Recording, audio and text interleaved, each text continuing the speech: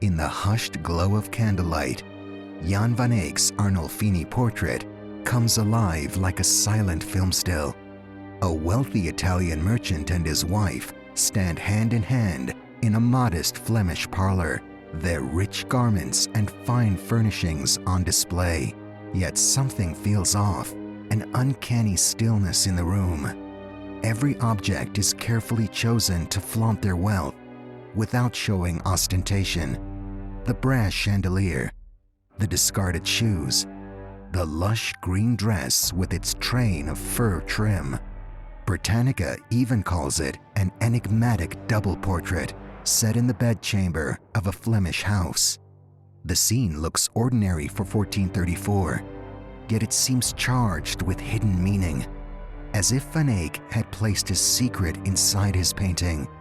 Walking around the room, one detail leaps out. Above the convex mirror on the back wall, Van Eyck has signed in grand Latin letters, Johannes de Eyck, Fuit Hic, 1434. Jan van Eyck was here. It looks like graffiti, bright on the wall between the chandelier and the mirror. Why such a bold inscription? It's almost as if the artist left a footprint or whispered his presence into the scene.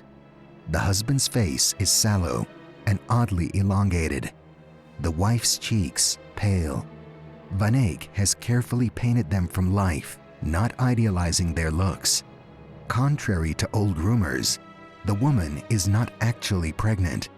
Britannica points out she simply holds up her bulky green gown in front, the tiny dog at their feet, the reflection in the mirror, even the scattered fruit on the window ledge all seem charged with purpose. Every inch of this portrait feels like a clue. Van Eyck was a wizard of realism.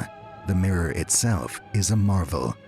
Each small medallion on its frame shows a tiny biblical scene from the Passion of the Christ. In the glass, we see not only the merchant and his wife from behind, but two other men entering the room. One wears a red cap, perhaps Van Eyck himself. It is almost as if the painter hid a hidden self-portrait, a technique he famously used later in the Arnolfini triptych.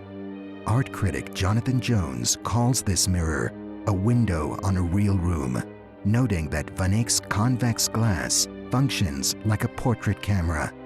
Indeed, the mirror takes in the whole room and even shows us the onlookers as the reflected men gaze outward. In that sense, Van Eyck has painted a kind of medieval camera. The scene is captured in perfect focus, from the gleam on the oranges to the glint in the chandelier. The lighting in the portrait is loaded with meaning. Only one candle burns in the chandelier, a curious detail. Erwin Panofsky famously argued, it symbolizes the all-seeing eye of God watching over the scene. The flame flickers above the husband, almost like a watchful spirit. But look at the rest of the room. On the woman's side, the matching candle socket stands empty, its wax dripped away. Could this mean that Van Eyck is drawing a distinction between the pair? Below, at their feet, the little dog offers another puzzle. To Panofsky, dogs stood for fidelity and loyalty in marriage. The pet's position at their feet would then underscore the couple's bond. However, later scholars pointed out that dogs also appear on tombs in Northern Europe as guardians of the dead. Art historian Margaret Coster has suggested the dog here might echo those funerary dogs, especially since, in her view, the woman at Van Eyck's side may have already died. Even the humble objects around the room became symbols. A bridal bouquet of oranges on the windowsill hints at fertility or the promise of fruitfulness. A brush hanging on the bedpost alludes to domestic life. Britannica notes it referred to a woman's domestic duties, and even to Saint Margaret, the patron saint of children. The discarded straw shoes suggest honesty and a humble home. To Van Eyck, none of this is accidental. He fills the scene with ordinary details, only to give them extraordinary weight. For half a millennium, Scholars puzzled over this scene. Panofsky's influential 1934 essay declared it a wedding portrait, even a kind of literally marriage certificate. He pointed to the couple's joined hands, a gesture drawn from ancient Roman wedding art, and Van Eyck's heraldic signature as evidence. In this telling, Van Eyck himself is a witness to their vow. The painting was long called the Arnolfi wedding because of this theory, but the story began to fall apart. In 1997, researchers found a Bruges document proving the couple didn't marry until 1447, 13 years after the date on the canvas. Modern authorities even say all those classic wedding interpretations were a bit misplaced. As one art writer notes, it is now known all of these arguments were based on a misrecognition of the picture. Historians realized Giovanni di Niccolao Arnolfi had lost his first wife, Constanza Trenta, in 1433, a year before Van Eyck started this painting. Suddenly, the clues took on a new meaning. Coster and others proposed that Arnolfi isn't celebrating a marriage at all, but mourning a death. Look again. On the woman's side of the painting, almost every detail alludes to demise. The unlit candle socket hovers over her head, as if her light is out. The mirror's little roundels on that side show Christ's death and resurrection, while on the man's side, they show Christ at earlier moments. The dog nearest her could be a funerary dog. In her gentle pose, the woman gazes downward, as if her spirit is elsewhere. Against the red canopy of the bed, often a bridal chamber in art, a small figure of St. Margaret stands guard. All the symbols on her side, the snuffed-out candle, the passion scenes, the housework brush, seem to hint at an ending rather than a beginning. Coster even suggests the glass of water on the other side hints at life, balancing the idea of death. In this interpretation, Van Eyck's secret message was a subtle memorial. The husband clings to his late wife's hand, and their room is filled with symbols of an afterlife, not a new life. So what was Van Eyck really saying?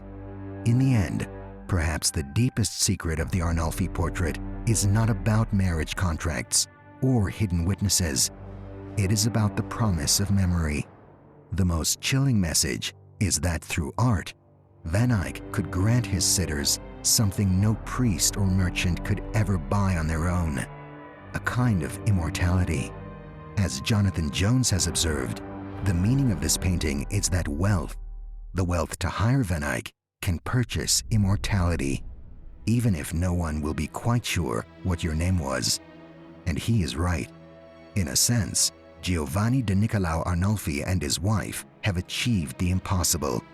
They have outlived their families, their children, their fortunes, even the city of Bruges as they knew it.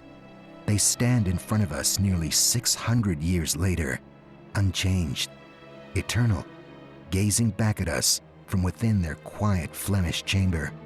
Look long enough, and you feel as if they are still there, still breathing, still waiting. The mirror glints with light. The chandelier gleams. The little dog watches at their feet. Even the air of the room seems suspended, caught in an endless moment.